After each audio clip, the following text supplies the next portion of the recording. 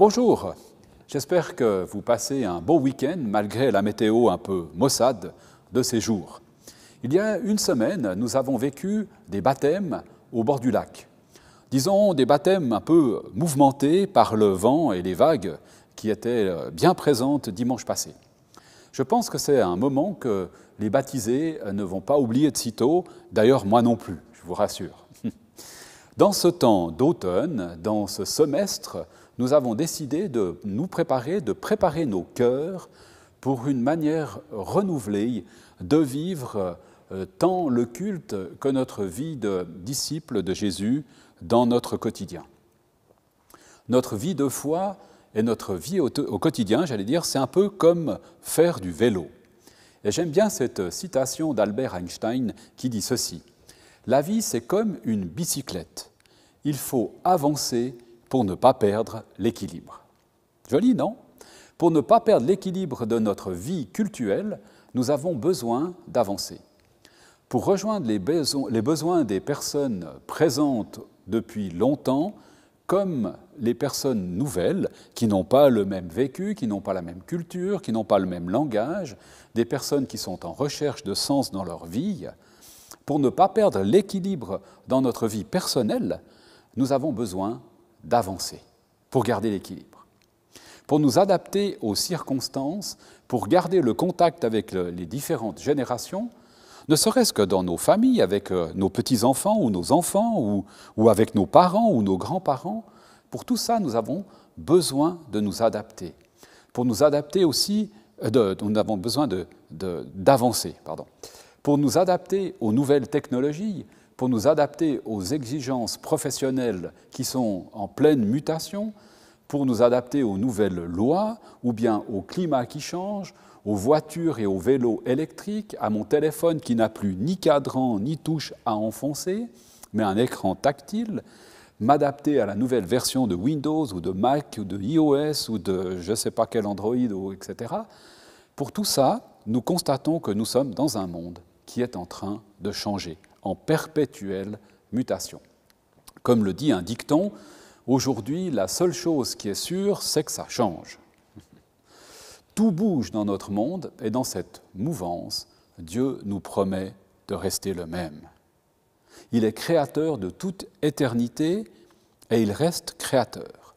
Il est amour de toute éternité et il reste amour. Il t'accueille tel que tu es de toute éternité et il continue à t'accueillir.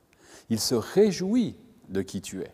Il t'ouvre ses bras et désire une relation d'intimité avec toi. Dieu nous accueille tels que nous sommes, alors que nous sommes tellement éloignés des critères de perfection divine, en fait. Et je dirais que même la plus grande des perfections humaines ne serait qu'un immense fiasco aux yeux de Dieu, aux yeux des critères divins. D'ailleurs, entre parenthèses, le perfectionnisme est un système infernal qui t'entraîne dans une spirale mortifère à toujours être insatisfait, à ne supporter aucune erreur, à faire soi-même tout parce que les autres ne font jamais aussi bien que moi je fais. C'est vivre et faire vivre le déjà, pas encore, de l'enfer sur terre. Alors je dirais, rejetons le perfectionnisme et contentons-nous de l'excellence. L'excellence, ça permet l'erreur. L'excellence, ça permet l'apprentissage. Ça permet de recommencer, de se tromper encore, et de recommencer, et de faire mieux. C'est la vie en quelque sorte. Fin de la petite parenthèse. Alors aujourd'hui, j'aimerais te sensibiliser à l'accueil de l'autre. Dieu accueille auprès de lui, dans son intimité, des personnes comme nous. Tous pécheurs, nous dit la Bible. Un ami me citait ce passage l'autre jour en buvant un café. Il me disait « Si tu ne te reconnais pas pécheur, alors tu es un menteur. Si tu confesses à Dieu tes erreurs, il te pardonne. » Tout simple et tellement profond en même temps. Si nous disons que nous n'avons pas péché, nous nous trompons nous-mêmes et la vérité n'est pas en nous. Si nous reconnaissons nos péchés, il est fidèle et juste pour nous les pardonner et pour nous purifier de tout mal. Si nous disons que nous n'avons pas péché, nous faisons de Dieu un menteur, et sa parole n'est pas en nous.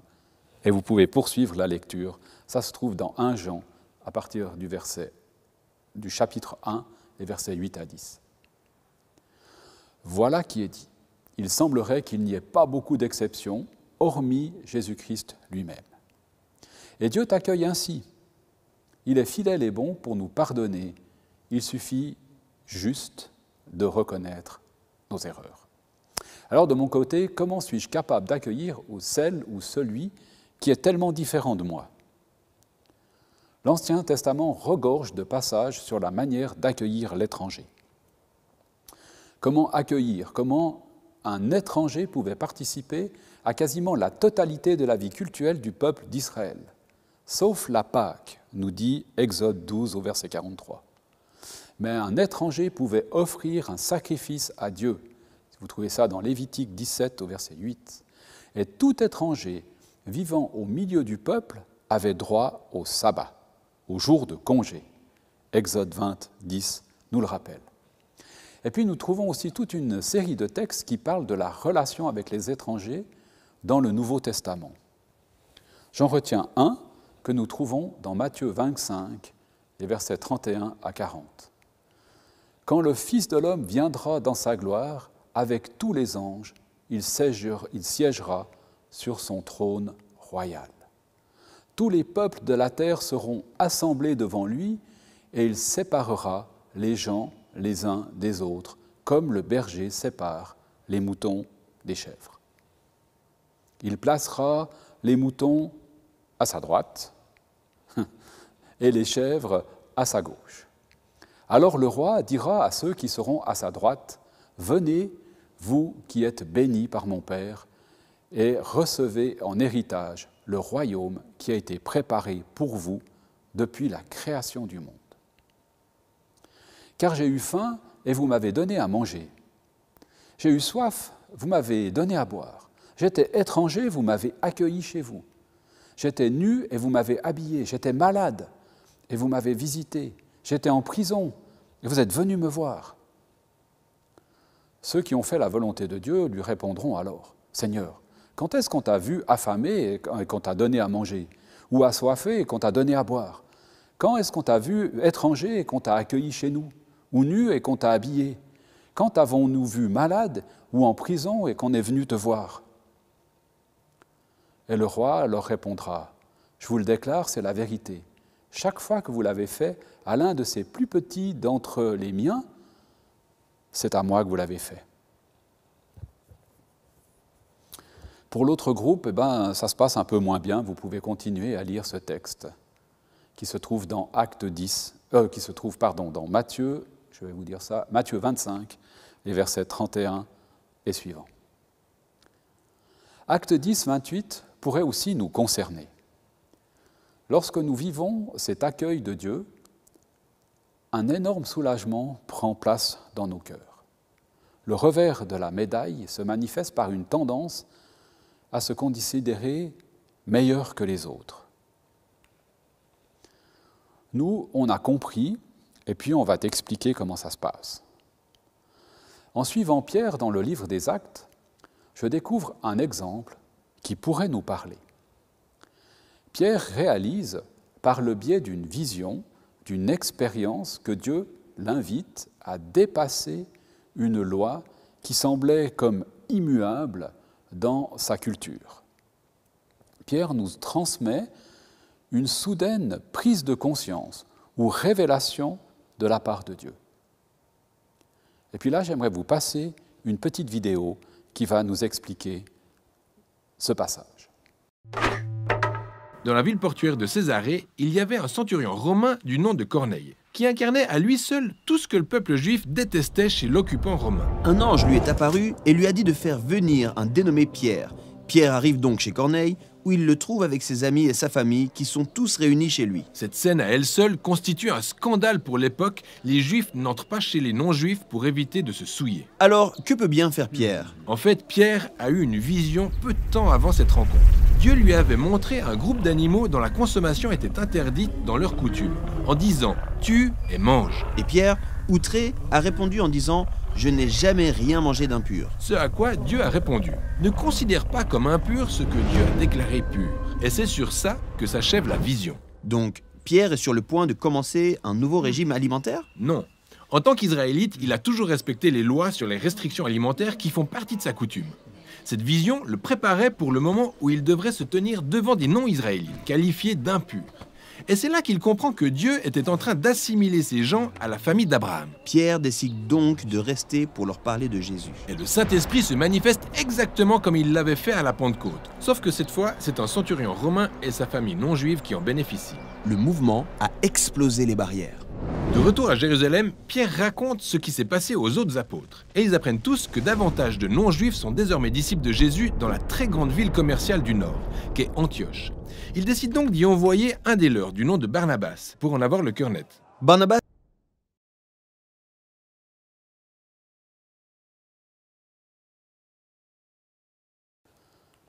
Dans ce passage d'Acte 10, Pierre reçoit une révélation qui renverse complètement les valeurs, coutumes et lois juives de pureté.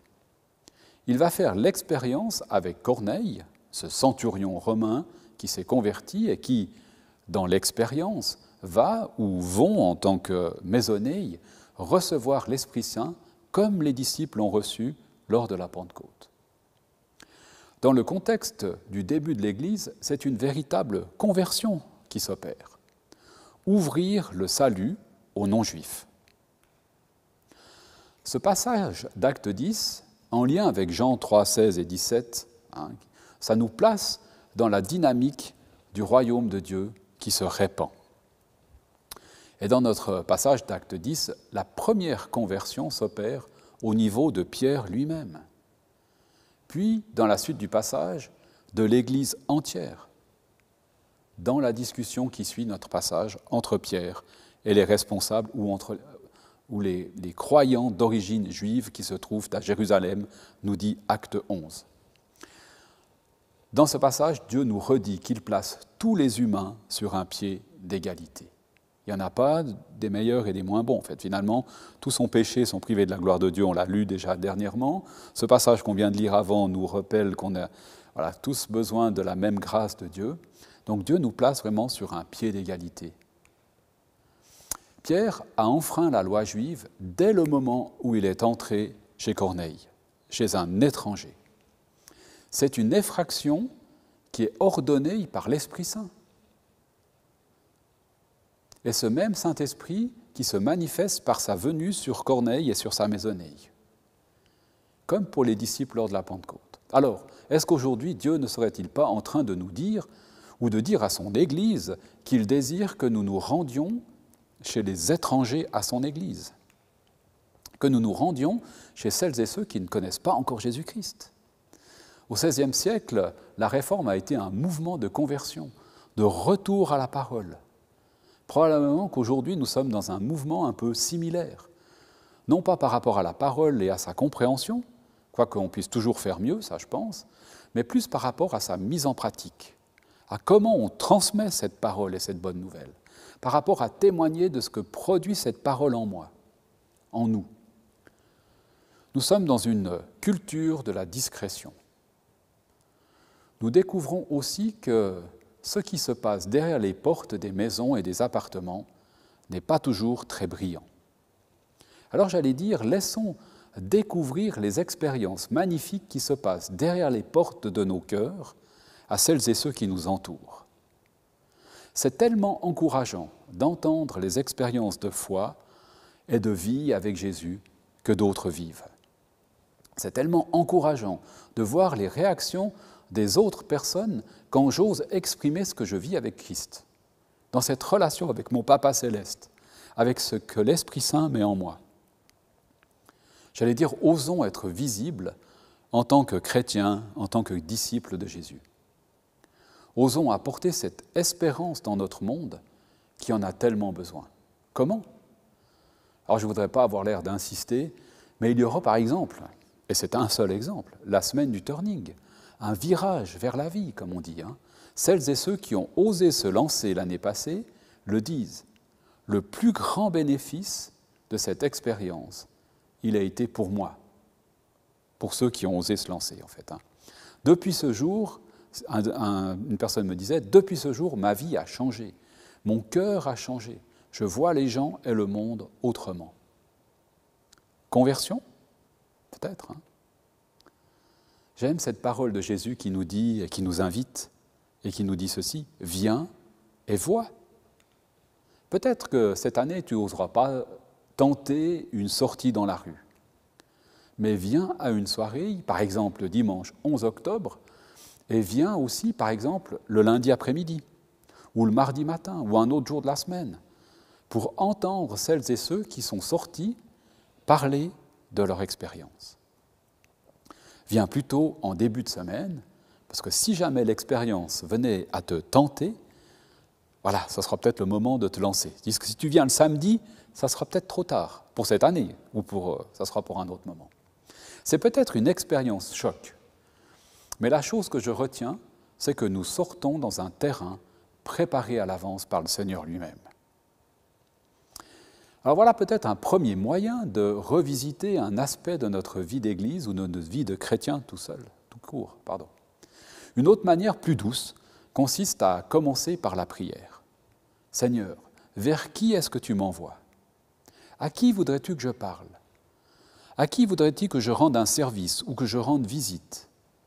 Qui est le plus petit d'entre les tiens à qui donner un verre d'eau, ou habiller, ou inviter à ma table, ou héberger, si on reprend Matthieu 22. Les deux approches me parlent. L'opération choc me plaît bien, car je rencontre des inconnus dans la rue qui ne me connaissent pas et que je ne connais pas, et s'ils ne veulent rien entendre, ça ne me touche pas beaucoup en fait. Un petit peu, parce qu'on se prend un râteau, mais ce n'est pas bien grave. Avoir des amis, ça me plaît beaucoup aussi.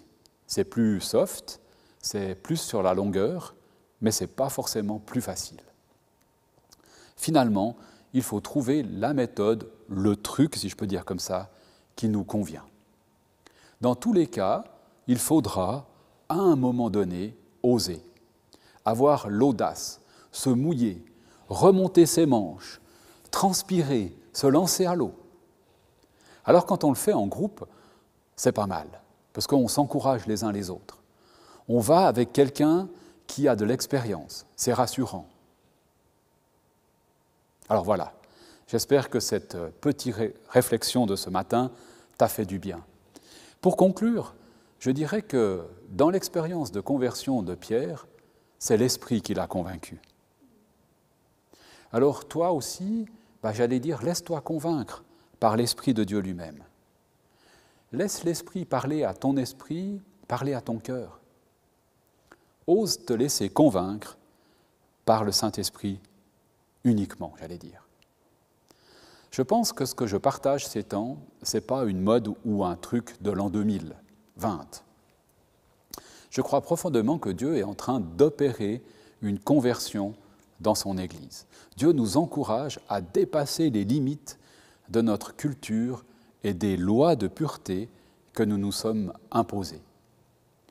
Nous sommes appelés à incarner Christ dans le monde au lieu de nous séparer du monde sous prétexte d'une espèce de loi de pureté.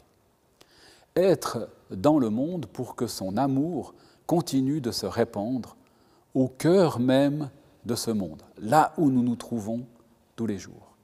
Alors cette mission, elle est pour moi, puis elle est pour toi aussi. Je te souhaite une très belle journée, une semaine bénie dans la paix, dans la joie du Christ Jésus. Bonne journée.